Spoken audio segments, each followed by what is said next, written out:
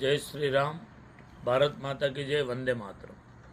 सनातन संस्कृति એ વિશ્વની મહાન સંસ્કૃતિ છે અને આ સંસ્કૃતિને નુકસાન પહોંચાડવા માટે વર્ષોથી હજારો લોકોએ પ્રયત્નો કર્યા છે, પણ સંસ્કૃતિનો વાળ વાંકો થઈ શક્યો નથી. હમણાં આપણે જોયું કે પૂર્ણિયાના સાંસદ પપ્પુ યાદવ, જેમણે ભગવા વસ્ત્રો પહેરીને દેશની સંસદ આગળ અઘટિત કૃત્ય કર્યું છે, નિંદનીય કૃત્ય કર્યું છે કે સનાતન સંસ્કૃતિના વસ્ત્રો પહેરી અને જે કામ ન થાય એ કામ પપ્પુ યાદવે કર્યું છે. એટલે આજે પૂરા ભારત વર્ષની અંદર સાધુ સમાજ એના વિરોધમાં ગયો છે, કારણ કે સંસ્કૃતિ છે, અમારું જતન કર્યું છે.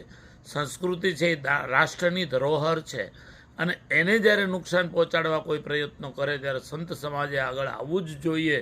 હું પુરાણી કપિલ જીવનદાસજી, સ્વામિનારાયણ ગુરુકુળ સલવા વાપી, હાલ અમેરિકા ખાતે રહું છું, પણ ખરેખર આવા ઘટનાને નિંદું છું કે જે કુળ એમ કહે છે કે અમે યદુવંશી છીએ, કૃષ્ણના વંશી છીએ, એ કુળનો એક વ્યક્તિ જ્યારે આવું કૃત્ય કરે ત્યારે યાદવોએ પણ આગળ આવી અને આ ઘટનાને નિંદવી જોઈએ અને ખરેખર ધિક્કારવી જોઈએ.